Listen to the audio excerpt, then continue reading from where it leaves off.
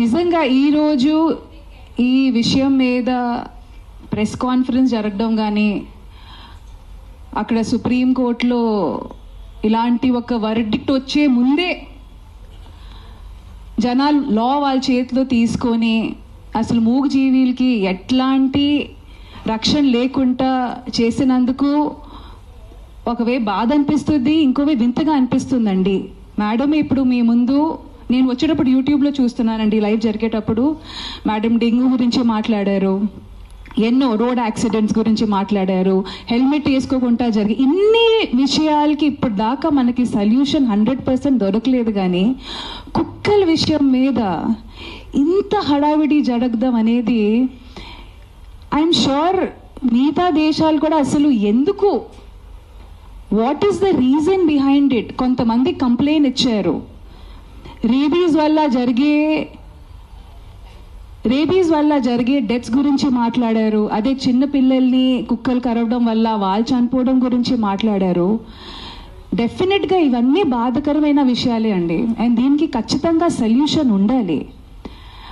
కానీ ఇంతవరకు వర్డిక్ట్ కూడా ప్రాపర్గా రాలేదు. కానీ వర్డిక్ట్ వచ్చే ముందే ఆ వర్డిక్ట్ కూడా చాలా హ్యూమెన్గానే వస్తుంది, అది మాత్రం గ్యారంటీడ్ అండి.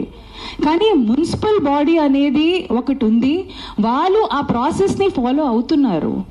కానీ ఇండివిజువల్గా లాని వాళ్ళ చేతిలో తీసుకొని రీసెంట్గా నేను ఇది ఒక ప్రత్యేక జిల్లా కానీ స్టేట్ కానీ కంట్రీ గురించి కానీ మాట్లాడలేదండి, ఇది ప్రతి చోట ఇప్పుడు న్యూస్లో, ఎందుకంటే అంత హడావిడి జరుగుతుంది కాబట్టి ఇది న్యూస్లో ముందుకు వస్తుంది. And of course I also request the media people, మీరు కూడా కాస్త మీ నరేటివ్ మార్చాలండి. 400-500 dogs die with lethal injection అనేది కాకుండా ఇన్హ్యూమెన్లీ ఆ జెనోసైడ్ టుక్ ప్లేస్ అని కాస్త మీరు కూడా మీ హెడ్లైన్స్ మార్చితే మీ తరఫు నుంచి ఆ న్యూస్ చదివేటప్పుడు ఆ ట్రిగర్ ఉండేది కదా, క్యాజువల్గా కాకుండా కాస్త ఎంపతి వస్తుంది. ఇప్పుడు మ్యామ్ చెప్పినట్టు she runs an NGO, I run an NGO, ఇక్కడ చాలా మంది మొత్తం ప్రెస్ మీట్ ఆర్గనైజ్ చేసిన వాళ్ళు కూడా వాలంటీర్స్ అండ్ ఎన్జిఓస్ అండి.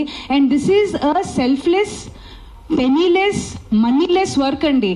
ఇక్కడ ఎవరికి గవర్నమెంట్ ఎయిడ్ రావట్లేదండి, ఇది పర్సనల్గా వాళ్ళకి ఎంత దక్కుతుందో అంతవరకు వాళ్ళ పాకెట్ నుంచి పెట్టుకున్న డబ్బులతో చేసిన వర్క్ అండి. సో మనల్ని ఇక్కడ ఎదురుగా ఇట్లా మా మీద గట్టిగా అరిచి కుక్కలు మేకులు ప్రతిసారి, ఇది నేను నిన్న రాత్రి నిజంగా చెప్తున్నానంటే నాకు నిద్ర లేదు, ఎందుకంటే ఈ టాపిక్ చాలా ఫ్రెజైల్ టాపిక్ అండి. మేము కుక్కల గురించి మాట్లాడితే ఇక్కడ ఎదురుగా వచ్చి మేకల గురించి, ఆవుల గురించి, మన కోడిల గురించి మాట్లాడతారు. నేను నిజంగా మనస్ఫూర్తిగా చెప్తున్నానంటే వాళ్ళ మీద జరుగుతున్న హింస అనేది కుక్కల మీద కూడా జరగట్లేదు. పాపం వాటిని మేము తిండి కింద పెట్టేసి వాళ్ళకి ఎలాంటి ప్రొటెక్షన్ లేకుండా అసలు వాళ్ళు ఎప్పుడు పుడుతున్నారు, ఎప్పుడు పోతున్నారు, ఎందుకంటే మేము నాలుగుకి బాన్సాకాలు అయిపోయామండి, మా టేస్ట్ బడ్స్కి మేము స్లేవ్గా అయిపోయాం. ఆయన వచ్చి ఇప్పుడు క్వశ్చన్ చేశారు కదండి కోడిల గురించి, మేకల గురించి, ఆ మార్పు ఆయనగా తీసుకొని రావచ్చు. ఇక్కడ ఉన్న majority of animal activists vegetarian కానీ వీగన్ కానీ మారిపోయారు. కానీ నిజంగా ఆయనకి వచ్చి ఆ కోడిల మీద, ఆయనకే కాదు ఇక్కడ చాలా మంది ఇదే క్వశ్చన్ చేస్తూ ఉంటారు, మీకు వాటి మీద అంత ప్రేమ ఉంటే ఒకప్పుడు వీక్లీ వన్స్ చికెనో మటన్ తినేవాళ్ళం అండి. ఇప్పుడు ప్రోటీన్ పేరు మీద కానీ హెల్త్ పేరు కాదు, ఇంకా ఏమంటారు, ముక్క దిగకపోతే అసలు కడుపు నిండదు, లేకపోతే అవన్నీ చెప్పుకుంటూ అది ఫుడీ అనే పదాన్ని మేము పెద్ద గట్టిగా అది ఏమంటారు ఒక లైఫ్ స్టైల్ కింద ఐఎమ్ అ ఫుడీ. ప్రకృతి అనేది నేను చెప్తున్నానండి, కోడి మేకలు కుక్కలే కాదండి, చెట్టులకి కొత్తిమీర ఆకు కూడా ప్రాణం ఉంది. అందుకే పెద్దోళ్ళు చెప్పారు, అన్నం తిండి తినే ముందు ఆ ఫుడ్కి మనం రెస్పెక్ట్ ఇవ్వాలి, ఎందుకంటే అది కూడా మాకు ప్రాణం పోయడానికి తన ప్రాణం త్యాగించింది. సో దాన్ని మనం రెస్పెక్ట్ ఇవ్వాలి, పెద్దోళ్ళు కూడా అదే అన్నారు. కానీ ఈరోజు ఎక్కడో అంటున్నాం కదా, మా సంస్కృతి కానీ మా పద్ధతులు కానీ అంతా మా బట్టల మీదే ఉండిపోయింది తప్ప మా అమ్మమ్మలు వీళ్ళందరూ మిగిలిపోయిన ఫుడ్ కానీ అన్నంలో కానీ పెరుగు పాలు కలిపేసి బయట కుక్కలకి వేసేవాళ్ళు. అదే కాకుండా ఇంట్లో చపాతీ చేసేటప్పుడు కూడా ఫస్ట్ 2 చపాతీలు ఆవులకి, లాస్ట్ 2 చపాతీలు కుక్కలకి. ఆ సాంప్రదాయాలన్నీ మేము మర్చిపోయాము, అవన్నీ గుర్తుపెట్టుకోవట్లేదు మేము. ఆ విషయాలు, ఆ సంస్కృతి అవన్నీ మర్చిపోయాము.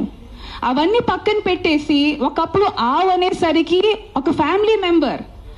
ఆవు నుంచి వచ్చే పాలు అనేది ఫస్ట్ బిడ్డ తాగిన తర్వాత, ఆవు బిడ్డ తాగిన తర్వాత మిగిలిన పాలతో మేము టీ కానీ పెరుగు కానీ వేసుకొని ఎంత అంటే మినిమల్గా బతికేవాళ్ళు. ఇప్పుడు ఆవుల్ని కూడా, ఆవు పాలని కూడా ఇండస్ట్రియలైజేషన్ చేసేసాము. దాన్ని ఎవరు క్వశ్చన్ చేయట్లేదు.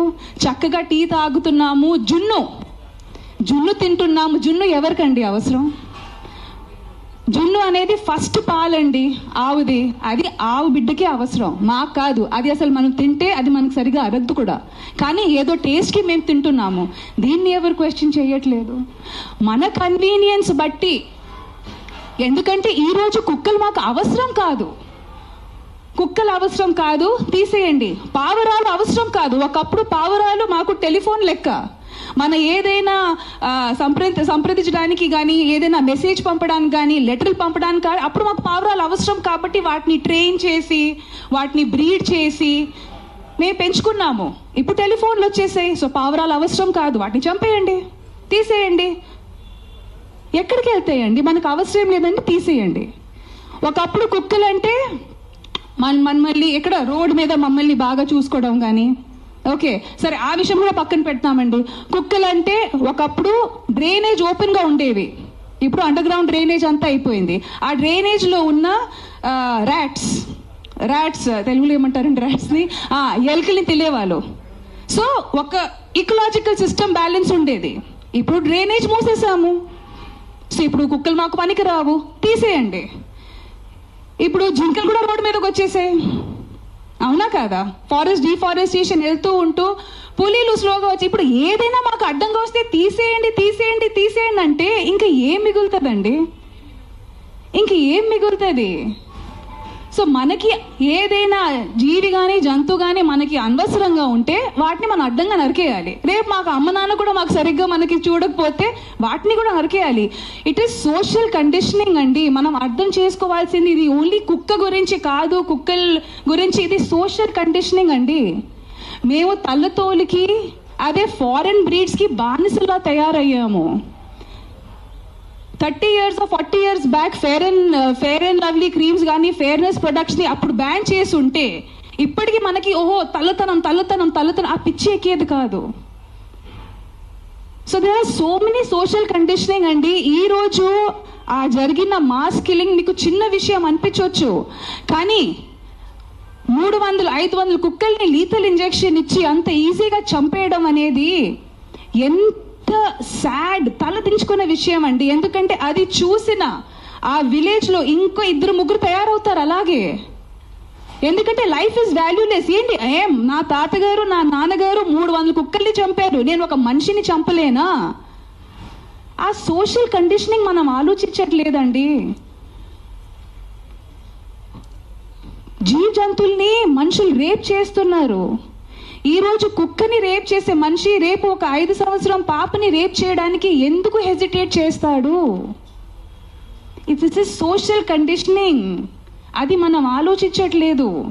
ఇఫ్ వీ విల్ మేక్ కిల్లింగ్స్ని మేమంతా నార్మలైజ్ చేస్తూ, ఇప్పటికే మనం బుచ్చర్ షాప్స్ అట్లా రోడ్ మీద నరికిన మేకల్ని కోడిని అట్లా హ్యాంగ్ చేసి మనం ఎంపతిని న్యూట్రలైజ్, ఇది నార్మలైజ్ చేస్తాము. చంపడం అనేది మేము నార్మలైజ్ చేస్తున్నాము, అది తప్పు అని.